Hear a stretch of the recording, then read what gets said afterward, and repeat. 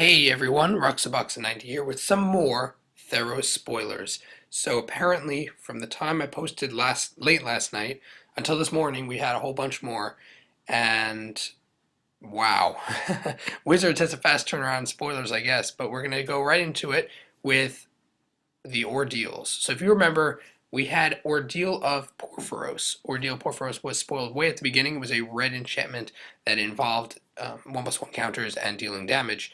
Ordeal of Heliod is next, then we have one for each of the gods. Ordeal of Heliod's 1 and a white, so 2 casting cost. Enchantment Aura, enchant creature. Whenever enchanted creature attacks, put a 1+1 counter on it. Then, if it has 3 or more 1+1 counters on it, sacrifice Ordeal of Heliod. And when you sacrifice Ordeal of Heliod, you gain 10 life.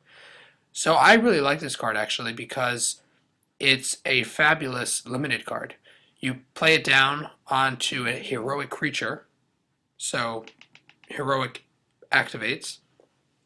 Then you get a 1+1. Well, then the creature attacks with whatever post the heroic. It attacks, gets a 1+1 counter. It can attack each turn basically, or within reason. It gets stronger each turn, so it keeps up with their curve. So if they're playing, you played a guy on turn 1, and then it's only a 1/1 or 2/1, let's say, and then they play a 2/2.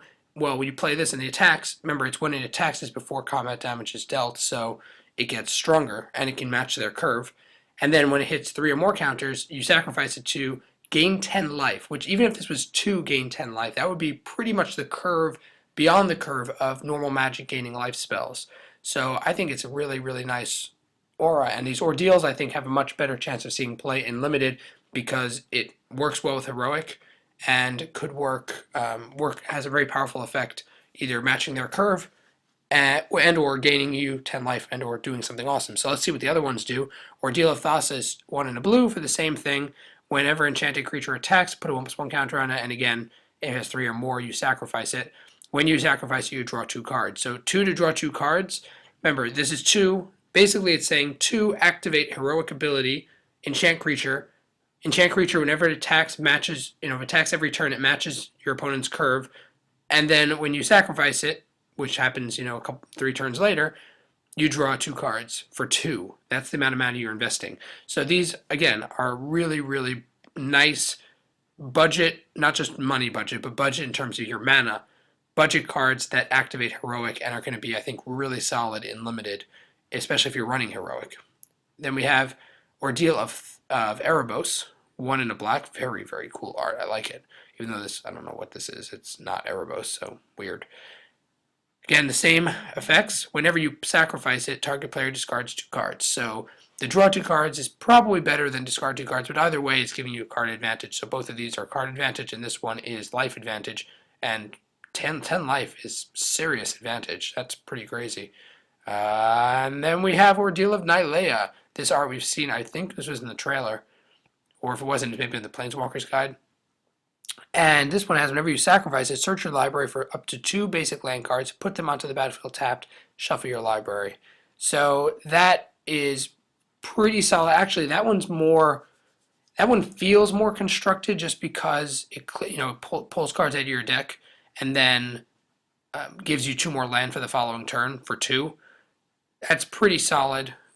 And in limited, it might be just more risky just because your decks are smaller. So by the time it activates off, you're pulling cards out of your deck. But again, even in limited, if you want to get the best cards in your deck, by the time it will go off, which will be turn, I guess, 4 or 5, maybe even 6, depending on the creature, you're going to want to clear those cards out of your deck anyway. So Ordeal of Nylea clears your deck. Ordeal of Erebos makes you have card advantage over your opponent. Ordeal of Thassa, card advantage over your opponent. And Ordeal of Heliod, giving you huge life advantage. So all of these are very, very cool, limited, really good limited cards, especially if you're running heroic.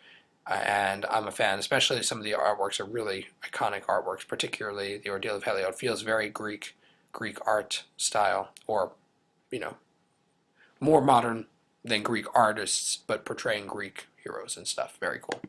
Then we have, okay, so the English name for this, excuse me, the English name for this is not the Furor, I don't know how to pronounce it, but it's Anger of the Gods.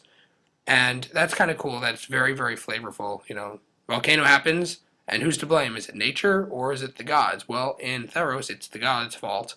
Poor Theros slamming his hammer into the volcano. And what it does is it's 1 and 2 red to cast for a sorcery speed that does 3 damage to all creatures. Whenever a creature would die from this effect, then you exile it. Wow. That is awesome.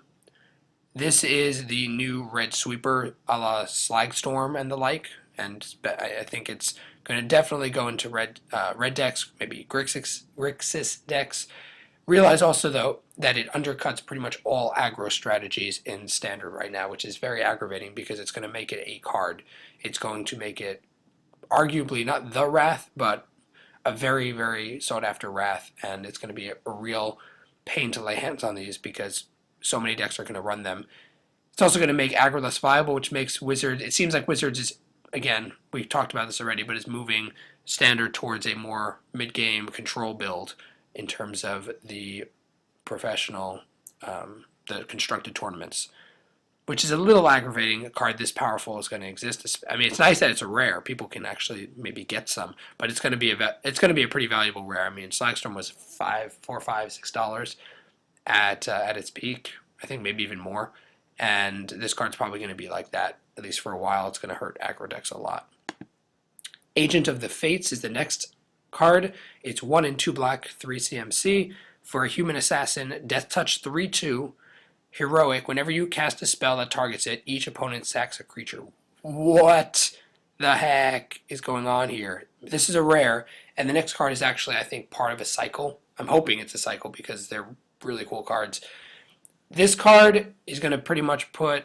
It might put Lifebane Zombie, the card from M14, out of business once Thragtusk and such, Thragtusk, Restoration Angel and such rotate, because those cards, then the green-white cards are not going to be maybe quite as ridiculous. I mean, yeah, you still have Angel Serenity and such, but a card like this that any time that you do something to it makes your opponent lose a creature is a huge deal. Even if you remove that effect, 3 for a 3/2 Death Touch for a human assassin, that's a really, really powerful card, and I think that's going to be pretty cool for cube players to also mess around with. It's also, it could potentially see some play in as a utility card in EDH. If you have, if you have enough heroic effects in your deck, being able to make each opponent sacrifice a creature, that's really powerful. We have other cards in Magic, I guess, that see play. Like there's a zombie card, I forget what it's called. It's 3 for something that when it comes into play, each player sacks a creature. And this card is not strictly better, but could be better. The Death Touch is a big deal because it can stop Voltron and such. So this card definitely has EDH, Cube, and of course limited, maybe even constructed Standard playability. I'm not quite sure it's there for Modern, but it has some potential. The white version of this is 3, 1, 2 white for a 2/2 double strike. What? I mean, Death Touch is good. Double strike, guys? Really? With Heroic, whenever you cast a spell, put a 1/1 counter. Holy cow. Silverblade Paladin, you found your replacement. This guy is ridiculous, guys. It's crazy. I mean, pretty much 3 for 2/2 double strike. Done. That's awesome. That's already pretty awesome. We've seen that before. Then making it any time that you do something to him, whether it's a boost spell, which alone, if you throw a good aura on him, he'll become bigger anyway with double strike, and then bigger again. But even if you just target him with something, he gets stronger and stronger, and each time you do it, he's going to quickly curve out and be totally worth his value. I think that he definitely has some serious potential, especially with Silverblade Paladin leaving us. You, poet, be sure to write this down. That's pretty hilarious. He's yelling off to the side, hey, I'm going to be all these harpy things, and you better write it down and write my name down. Very cool. Okay, so those are only 2 of these, and then I'm presuming since there's 2 of them and they have the same amount of cost in this, they're both humans, I'm sure we're going to have more like this.